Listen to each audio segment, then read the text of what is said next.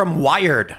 The Manosphere won. As we sit here smoking cigars. Maybe they're right after all. Yeah. Someone fly in tea, please. So first of all, this is not a Manosphere show. We're not masculine-oriented young men or any of that stuff. But they say for yourself. Donald Trump owes at least part of his victory to the Manosphere, the amorphous assortment of influencers who are mostly young, exclusively male, and increasingly the drivers of the remaining online monoculture. I like they called. They're going to mention Nelk Boys, Aiden Ross, Schultz, Sean Ryan, Joe Rogan.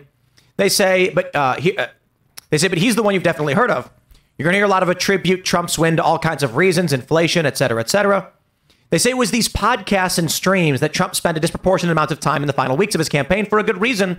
That list above, plus Tucker Carlson, includes the four biggest podcasters on Spotify.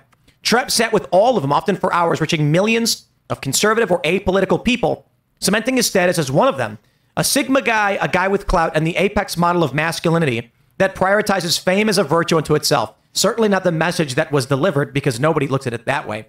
But what I love about this is they mention his podcast appearance, and then they have this. They say what Trump and his team understood is that the disclosure, to whatever extent that means, anything anymore, no longer happens in op-ed columns or The Daily Show. Kamala Harris seemingly did not. She did appear on Call Her Daddy, a stratospherically popular podcast with an audience primarily comprising young women. And her campaign enlisted a number of influencers as surrogates. But she skipped Rogan, Lex Fridman, and other mainstream adjacent marathon podcasts. And even if she hadn't, the world of conservative influencers dwarfs their liberal counterparts in both follower size and impact. In the same way Democrats never found their own Rush Limbaugh, they don't have a Steven Crowder or a Ben Shapiro or even, so help us, a Tim Pool. There are Democrats with followings online, but the cumulative gap in people paying attention to what they say is several orders of magnitude wide. Reflect, please.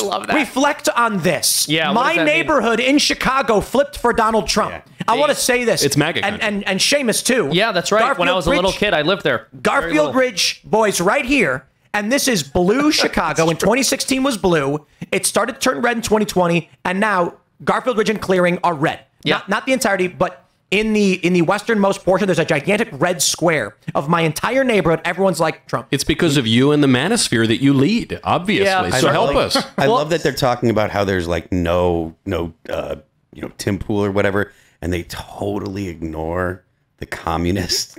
Totally. The Twitch communist. I'm not even going to say his name. Everyone knows the Twitch communist that I'm talking about, the himbo. Right, yes, but I want to say this because a point was made. Mehdi Hassan was talking to some guys on some show, and he was like, they said Kamala should have gone on Rogan, and he goes, no, we Democrats needed Joe Rogan.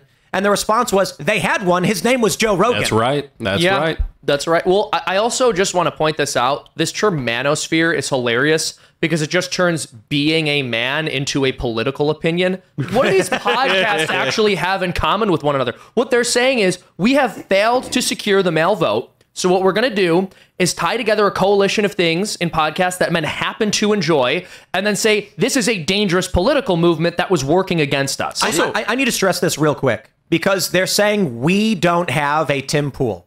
You did have a Tim Pool. His name was Tim Pool. My neighborhood in Chicago, which has been Democrat my whole life, which had the mayor come down, a Democrat mayor that everyone cheered for, is now voting for Trump. It's not that you don't have one. It's that Democrats want to live in a world where the only thing that makes you a Democrat is choosing to be a Democrat. They're like, we don't have a Garfield Ridge. They're thinking, what they're saying is, we need a podcaster who, no matter what happens, no matter what the policies, they will always just say they're a Democrat. The liberals have ostracized everything masculine and coded it as right-wing, and now when it's come to bite them in the ass in the election with younger men, they're saying, oh, what's going on? Why are they going to Theo Vaughn, Joe Rogan, people who talk about stereotypical masculine things, and why is this all right-wing coded? Because they made it that way. They ostracized all the people who, if you go to the gym, it's right-wing coded. All of these things that are traditionally masculine have become right-wing coded, and now it's if you get married and have children, that's now like that's trad right-wing. That's fine. It's actually a good thing for us. I agree, because if the left hates young men, hates masculinity, there are innumerable positive things about masculinity. Competency is masculine. There's just an endless array of things that are masculine that are good. If the left hates those things, if they hate winning, if they hate all things that go along with masculine men, that's okay. Let them come to the right. I agree. I think they also admitted here that the media is on the outswing. They're saying their op-eds are no longer relevant. Now what matters is going on Theo Von and Tim Pool and Joe Rogan. Totally. It doesn't matter if you write an op-ed in the New York Times. Nobody reads it anymore. Nobody cares. It's an echo chamber. And I will give a shout out again to Josie. On YouTube, you can search for 1776X Josie and subscribe. Just at 10,000 subscribers with their new channel, so shout out.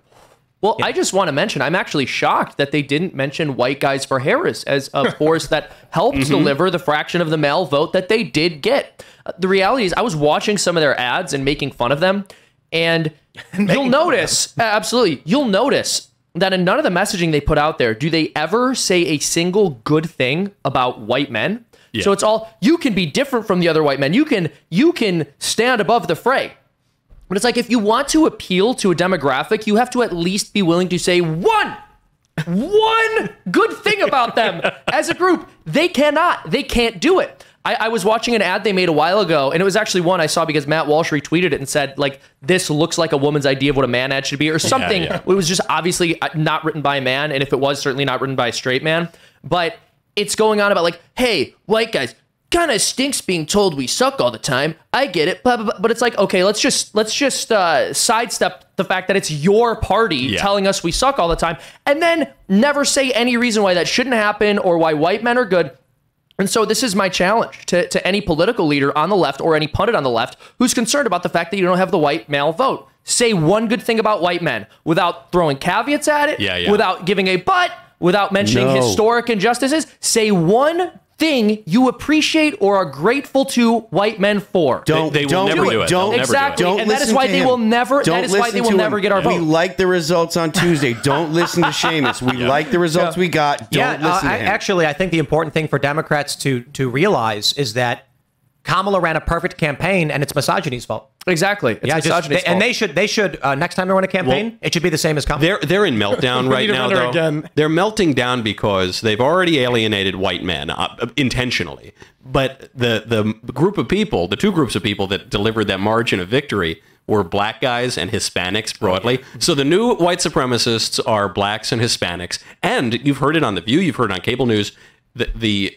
black men and Hispanics are now being accused of misogyny. That's right. And that might carry some water if Trump had not also done better with women than he did last time. The women started to move over, including young and single women. Well, see, Michael, the women did it because they're racist, and the minorities did it because they're sexist. Right, but I'll also say this. If the Democrats weren't in a bad enough position now with some of the minority groups that they're losing as voters, I think they've put themselves in an even worse position after this election. Because a lot of what I have seen has been statements about how this was only because of racism or some other kind of ism, but primarily racism. And part of why I think that's so insulting is because, firstly, it's not as if a black person can't win a presidential election. We've seen it happen. Barack Obama literally won the presidential election. His mom was white. We know. Hold on. We know that black people can win elections in this country. And so I just find it astounding and incredibly tone deaf that when they nominated a woman who didn't win a primary, who is extremely unlikable, who is a cackling, bubble-headed fool who is far to the left of what any American wanted, and then she lost, they went, that's because she's black. We just can't nominate black candidates and win. Yeah, I guess the real issue they should be dealing with is the we nominate part. Because, you know, probably if they want their black woman or however Kamala's going to identify next time, if they want her to win the general, they need her to win a single primary ever. That is probably going to be conducive to her success. And it's because they're so shocked. You see, like, how did this happen? How is it that this horrible candidate who's very unpopular and didn't win a single primary lost the presidential election to the single most popular candidate in the Republican Party? And how could this have happened? It's really obvious, actually. How ridiculous is their messaging, right? They complained, like even Jimmy Kimmel was like, oh, democracy's in danger. We had a perfectly fair democratic election the night previous to when he's saying democracy's in danger. And they say, oh, we're worried about our democracy. And Kamala Harris was the least democratically elected she was selected. There was nothing democratic about her selection. You saw, though, during her concession, she implicitly admitted that the democracy threat was all nonsense because she said, guys, it's going to be okay. We're sad, and it's okay to be sad, but it's okay. And so she's basically saying, hey, guys, we just elected Hitler and that's okay. And so Hitler's okay Yes. with me. That's what she's saying. Well, you go ahead. I was going to say, I just monologued the two for a bit. things that I feel as though the Kamala Harris campaign was focusing on was one, so-called democracy, and that was kind of debunked when she didn't win any primary votes, and she was focusing on January 6th and how Donald Trump was allegedly a threat to democracy, was going to lock up all his political opponents. But how does that make any sense when Trump is facing multiple convictions across the country? Then abortion was their second top issue, and Trump dispelled that very aggressively when he said constantly that he would come out against the national abortion ban and wouldn't push that. As the So Supreme he Court quickly dispelled both of their Settled law. big narratives, their big spin, and then we're dealing with the immigration crisis, and I'm glad the election turned out the way it did. Yeah, absolutely. Absolutely. In terms of what Trump has to do in his first 2 years, in case things flip and he's not able to get things done. I mean, obviously, the deportations and the border security has to be first and foremost. Yeah. And also, I think something has to be done to put pressure on states to require photo ID in order to vote. Thanks for checking out this clip from Timcast IRL. Make sure to watch the show live Monday through Friday at 8 p.m. Subscribe to this channel, and we will see you all there.